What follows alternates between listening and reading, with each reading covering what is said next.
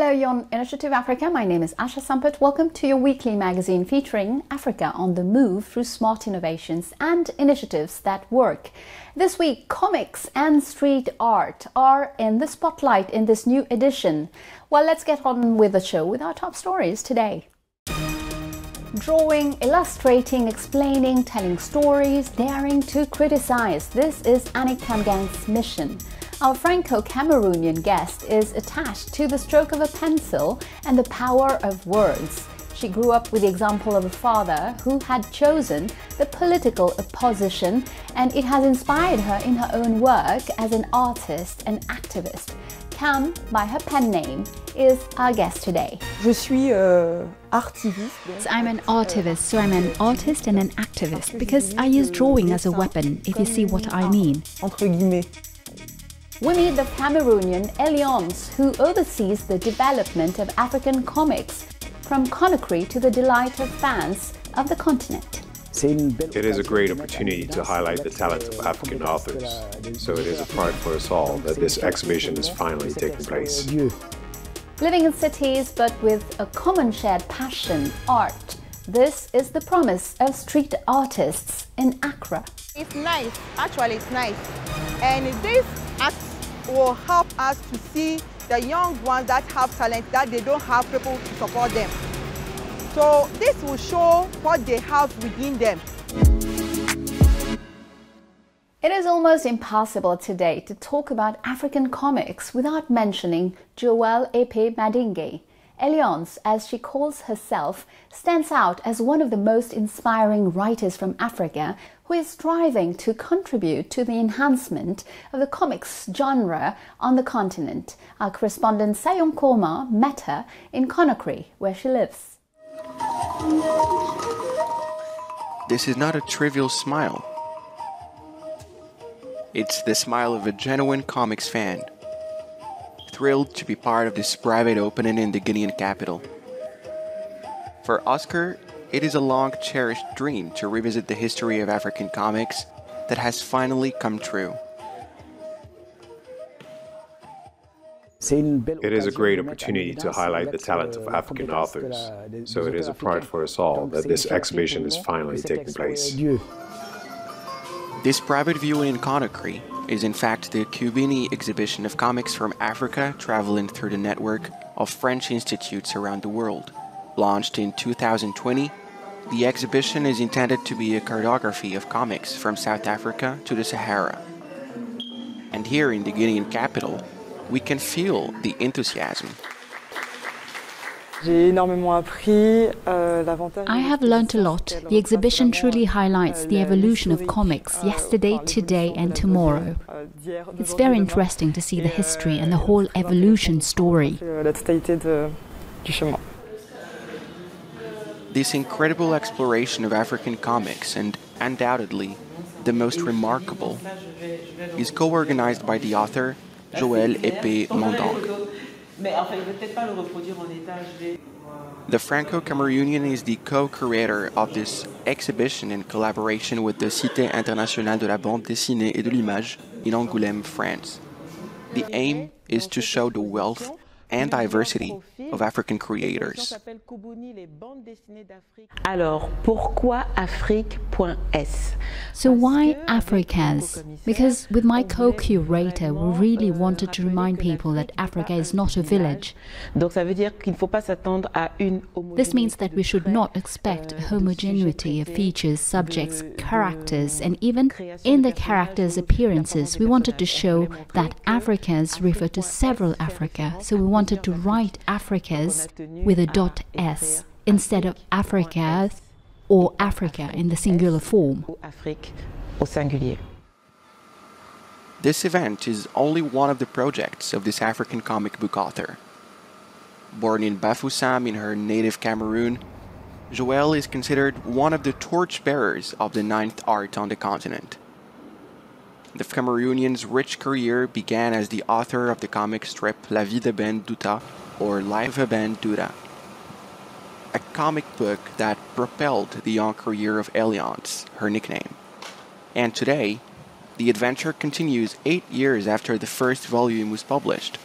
Pour l'instant, il y a 3 tomes, donc il y a le tome 1. For now, there are 3 volumes, volumes 1, 2 and 3. I'm working on volume 4, which should, by the grace of God, come out in summer 2023. Par la grâce de Dieu, il sortira normalement l'été 2023. Je m'inspire beaucoup. It's inspired by my own life as a student. I studied partly in Belgium. J'ai étudié en partie en Belgique.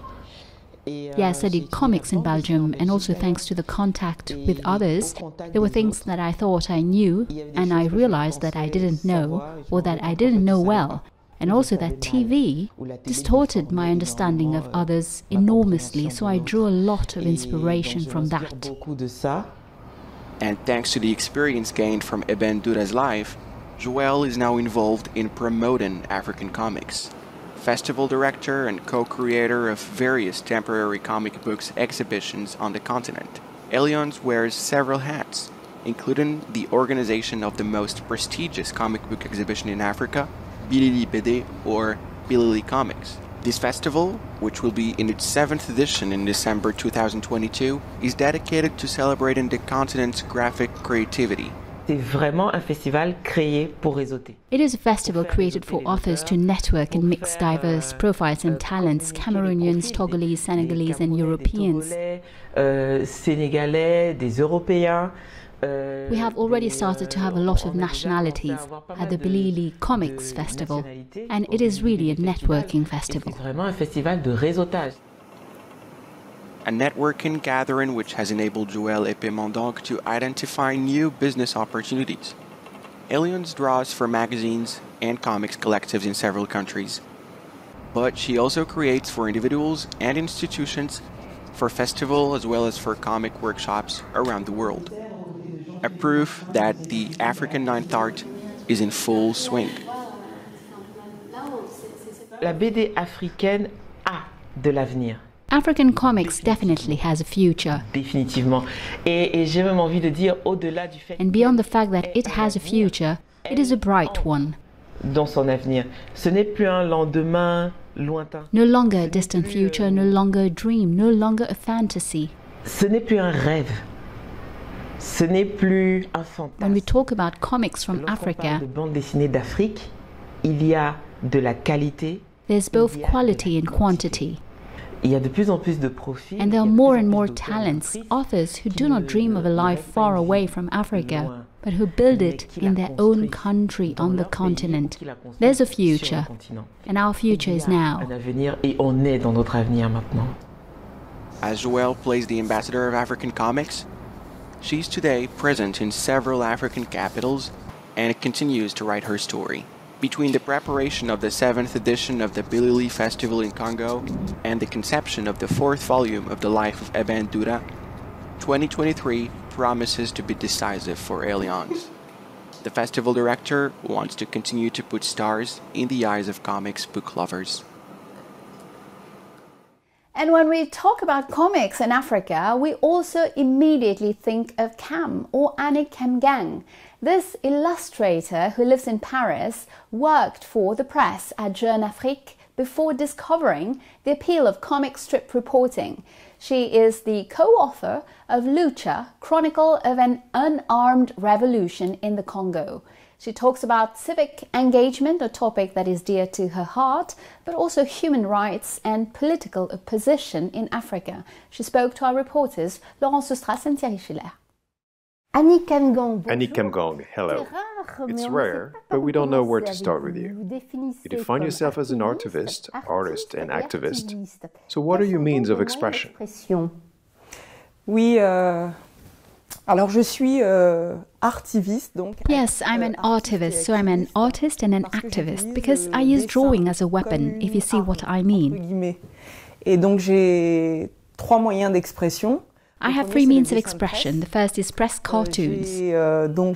J'exprime mes opinions. I express my opinions and my political ideas through the impertinent medium of press cartoons, which includes caricature or irony to comment on current events and criticize those who govern us, for example. Critiquer ceux qui nous gouvernent, par exemple. Mon deuxième moyen d'expression, ma deuxième arme. My second means of expression, my second weapon for expressing my ideas, is comics. There's a continuity with press cartoons. Le dessin de presse, c'est... Press cartoons are between art, journalism and comics, especially comics reporting. Or between comics and journalism, I tell a story. Entre la bande dessinée et le journalisme. Et donc the story of Lucha, a group of young Congolese civil society activists who fight for human rights in Goma, in Congo. Qui se battent pour les droits humains à Goma, au Congo. Et donc je raconte leur histoire. I tell their story, commitment and peaceful struggle in a challenging environment, the east of the Democratic Republic of Congo. This is my second way of expressing myself, and the third way is through illustration. Illustration is a drawing, an idea, and often an illustration is done for NGOs that fight for human rights in Africa. It's often about Africa and the human rights and political issues in Africa and the African diaspora. When you talk about your life journey, you mention a childhood spent in some specific conditions, and you also mention your father's convictions. Is this what determined your vocation? Oui, tout à fait. Mon intérêt pour la politique. Yes, that's right. My interest in politics and desire to express my political ideas through drawing comes from a childhood spent in the 80s in Central Africa. I was born in Yaoundé and spent my childhood in the 80s in Bangui. As a child, I knew that we were in a country where we couldn't say whatever we wanted, and especially about the president. On ne pouvait pas dire tout ce qu'on voulait, sur tout ce qu'on voulait, et notamment sur le président. Et j'avais un père qui s'intéressait toujours à la politique. I had a father who was always interested in politics, and I remember when I was a child when there was Thomas Sankara in Burkina Faso. I also remember when Nelson Mandela came out of prison. I remember that. We watched that on TV. So I had a father who was very interested in that. A decisive year in my life, the years 90 and 91, it was a year that marked me because my life changed. Ce sont 2 années qui correspondent à... These 2 years corresponded to movements of people in the French-speaking Central Africa and West Africa who demanded more freedom of expression and a multi-party system because there was only one political party at the time. There were movements, riots, and in particular there were the dead cities, but also in Bangui, where I was. It was at a time that my father became politicized. He was a Cameroonian civil servant in an international organization in Bangui. He became political. He published an article in which he said that it was normal for African people to ask for a multi-party system, and his superiors came down on him, asking him to explain himself. He was a civil servant. In fact, he was bound by the duty of reserve. Lui demande des explications. Et lui, en fait, il était fonctionnaire et en fait, il était tenu à ce qu'on appelle le devoir de réserve. Il disait qu'il n'avait pas trop le droit de s'exprimer. He said he did not have the right to express himself, but he stood by what he said. Et là, il bascule, il rentre au Cameroun et il devient opposant. Then he changed. He returned to Cameroon and became a political opponent. So that marked me, and I think that explains my interest in political subjects. Les sujets politiques. Les sujets relatifs subjects related to freedom of expression and human rights. So that was decisive. Yeah, very decisive. Ça a été décisif. What about drawing? You have always drawn. Do you remember your first drawings? And what did the training in Paris bring to you? Alors, enfant, dans les années 80, je dessinais... So as a child in the 80s, I used to draw. I remember in kindergarten, I won a drawing competition. We had to enter a contest where we had to draw flight attendants from the Air Afrique company. I won. I was very happy. That's one of the first drawings I remember because I had won a competition. I continued, and on the other hand, I drew a lot of images that I saw in newspapers and catalogues and fashion magazines. Voilà les catalogues de mode, voilà. Donc, mais rien à voir avec la politique. So nothing to do with politics, and later on, political drawing came about through this story from the 90s. Des années 90 qui m'a marqué, et j'ai suivi effectivement. Which marked me, and I did indeed follow training courses. When I started political drawing professionally, I was already living in Paris and took evening classes for adults.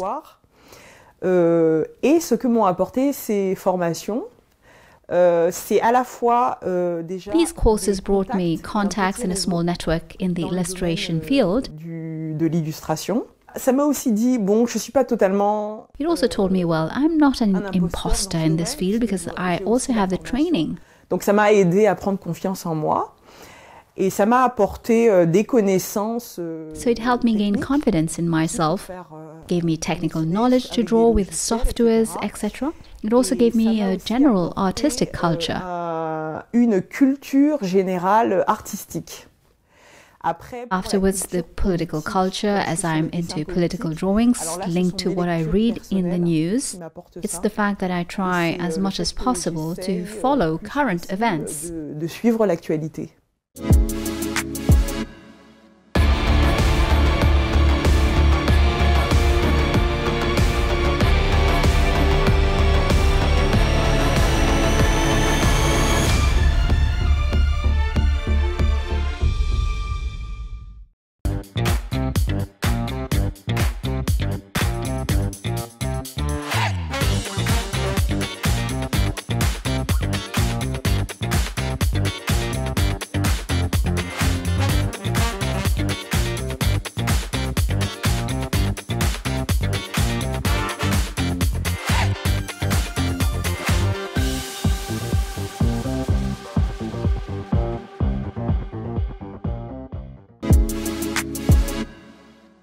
Welcome to the second part of our show.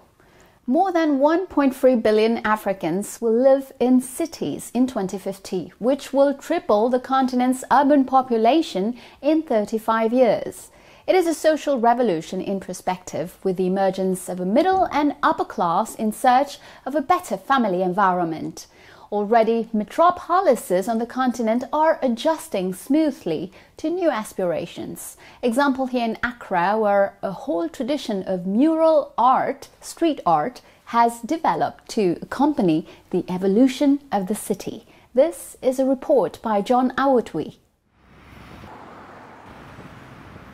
The city of Accra, bustling with activity, is notorious for its persistent traffic jams. The cosmopolitan nature of this West African city means that it is constantly going through transformations. One such welcome transformation is the City Murals project, through which local artists are collaborating to beautify the bustling streets of Accra with vibrant murals of rich cultural and historical significance. Today, renowned painters of Ghana are putting expressive art into public spaces, using the concrete facades of the various overpasses around Accra as their canvas. One such overpass is the Akko Ajay interchange along the principal road leading to Accra Central, which also crosses the Nkrumah Circle on the Ring Road to the coastal part of Accra. The paintings center on traditional culture and historical portraits.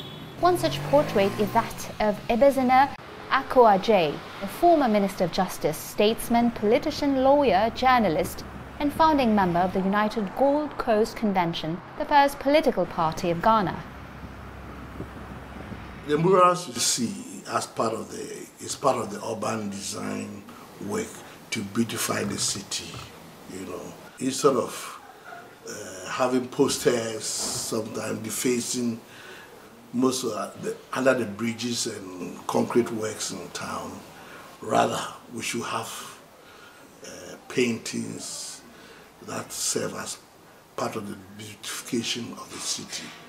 So it's part of the city works. In fact, we call it public art, and the public art could be mural, like the paintings you see, can be sculptures like Dr. Buzier's sculpture 37, you know, or Kintakiteria sculpture around the Rollins Park area. People who cross the area are amazed by the freshness that these vibrant artwork bring to these public spaces. It's nice, actually it's nice. And this act will help us to see the young ones that have talent, that they don't have people to support them. So this will show what they have within them. Maybe some of them have finished university and they don't have job, but exhibiting this talent around will just help us to know that this person has this type of talent, so that we can just help the person out, to expose it out, big one. This one is a storytelling. You can tell a lot of stories for at least our fathers and our grandfathers can tell us more about this, because we are young guys now before we are coming, so we can't tell more stories about it unless we went and asked them. Then they can tell us more stories about it, because every artwork of this is a meaning of it, so it's very beautiful. I personally will encourage the government to build a much more bigger museum whereby art could be displayed. By doing so, we are promoting the artistic industry. Each time I come here with my girls, actually they go to school here. Anytime I pick them from school, when I get here, I see the beauty of the art, very impressive. The artists have also done some work at the Tete Kouachi interchange to replace the concrete walls of the Tete Kouachi overpass, which had previously been defaced with worn-out posters and other advertising material. Today, it boasts magnificent murals paying homage to female heroes such as the first female doctor Suzanne Ofroy-Atta, industrialist Esther Oklu, female lawyer Annie Jage, Ya Asantewa, woman warrior to fight the British, among others. Accra is growing very fast. So everybody that is in Ghana thinks that when you come to Accra, you make it. So the city is expanding faster than we, the planners, can sit down and lay out the city. If the city is laid out properly, then we can have hold on where we should put our murals and sculptures and all those things. But, planning is always chasing development. In Accra, traffic jams may just be an opportunity to take in these murals, which represent a memorial to the legacies of some of the most influential and remarkable figures of Ghanaian history. And we get back to the interview with our illustrator and artivist, Annick Kamgang. She lifts the veil on her new comic book project, which relates the independence struggle of Cameroon in the 60s in collaboration with the author Adelph Tuktep. Let's listen to her. Annick Kamgang, you're known from your comics book La Lucha, the youth movement in the DRC. How did you conceive this work and what does it mean to you? Alors, je vais d'abord répondre à la deuxième question. So I'll try the second question first. It's the first time, my first publication, and also the first in my career. It's essential. It's the first time I've done a comic book. C'est la première fois que je fais une bande dessinée. Alors comment So how then? The genesis of the Lucha project, Chronicle of an Unnamed Revolution in Congo. Cette bande dessinée raconte une histoire. This comic strip tells a story about a group that fights for human rights in the DRC. I also met Justine Brabant, who had already written about the DRC.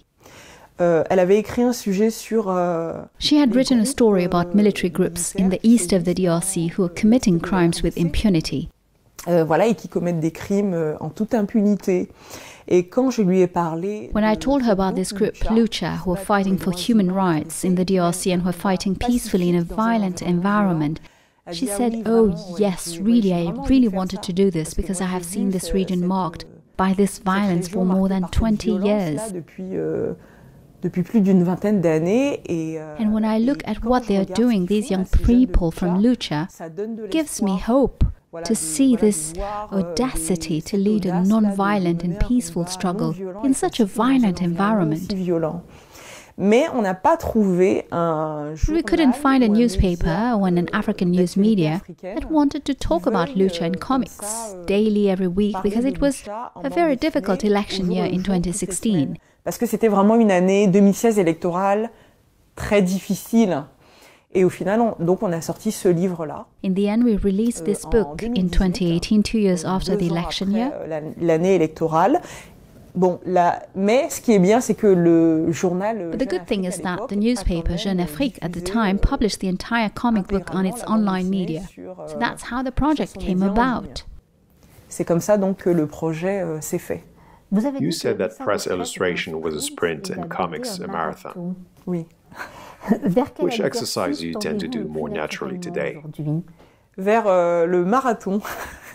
Towards the marathon, the long-term work specific to comics is to go into a subject in depth, gather as much written and visual documentation as possible, archives, and sit down and write. Mais aussi visuel, et aussi des archives, et de se poser. That's what I'm leaning towards more today. Vers quoi je tends davantage aujourd'hui? Do your projects include a comic book project? Oui. A comic book project about Cameroon, the country of your father, where you were also born? Can you tell us a little bit more about it? Oui, bien sûr. Alors ça, c'est un projet de longue Yes, of course. So that's a long-term project. It's really a marathon that started in 2020 and it's not yet completely finished because I'm looking for a publisher. Un éditeur. C'est un projet qui vient de ma volonté. It's a project that comes from my desire to understand the reasons why in the 90s, when movements were demanding more freedom in Central Africa, il y avait des mouvements qui demandaient davantage de liberté en Afrique centrale. Ces années-là où en fait mon père devient opposant. My father became an opponent and my life was turned upside down and he sent us into exile. I'm of Guadeloupean origin, so we were sent into exile, my mother, myself and my brothers and sisters in Guadeloupe at that time. Afterwards, I didn't see my father again for more than 20 years. And I always wondered why he became a political opponent then. He had the possibility to go into exile with us and to leave, but he didn't. So I always wondered where this patriotism and this visceral attachment to his country and to the liberation of his country came from. That's when I discovered a story that I didn't know very well by doing some research, by trying to understand my father's choices. I learned that in Cameroon's 50s, 60s and 60s, 60, 70, donc il y a une lutte de libération. There was a liberation struggle for the country's independence, led by a movement called the UPC, the Union of Peoples of Cameroon. Et j'ai aussi découvert. I also discovered that this history remained taboo in Cameroon for many, many years. Tabou au Cameroun pendant de très très longues années. Et donc j'ai décidé. I decided when I discovered this story to make a graphic novel of it. Un roman graphique. Unfortunately, the year I started this project in 2020, my father passed away. He was an integral part of the project, but he died. But I still decided to go through with the project and tell that story. Et donc, la BD reportage africaine. For you, African comics reporting is also a way of getting people to question the past, the present, and perhaps even the future? Le présent et peut-être même l'avenir. Oui, tout à fait. Ce qui est assez bien avec la bande dessinée. Yes, that's right. What's great about comics reporting is that we think of a childish universe when we think of comics. Un univers enfantin, etc. Mais vous avez dans les années 90... But in the 90s, and this is what marked me for comics, you have the emergence of what is called a graphic novel, with, for example, a French publishing house like the Association, and a comic book which really marked me, called Persepolis, whose author is Marjane Satrapi. Dont l'autrice est Marjane Satrapi, et en fait qui parle de son enfance. And who in fact talks about her childhood in Iran, and who, through her family history, her journey, talks about Iran. De l'Iran. Ce que je trouve intéressant, c'est de mêler à la fois. What I find interesting is to mix what comics allow, a topical political subject and a personal and family story. That's what comics and graphic novels allow. Personnelle et familiale. Voilà. C'est ce que permet aussi la bande dessinée, le roman graphique. Et je trouve que, pour le coup, l'actualité africaine. I find that for the time being, current African affairs and political topics and subjects also related to African human rights have entirely their place in this kind of comic strip. Ce genre de BD qu'on appelle la bande dessinée reportage. Well, that's it. Initiative Africa is over for today. You can, of course, find Annick Kamgang's interview and the replay of our programs on our website, africaonair.com. And you can also follow us on all our social media channels. Also, feel free to share, like, and comment with the hashtag Initiative Africa. And don't forget, next week, same time, same channel, I'll see you again with a new edition of Business Africa. Have a great week, everyone, and goodbye.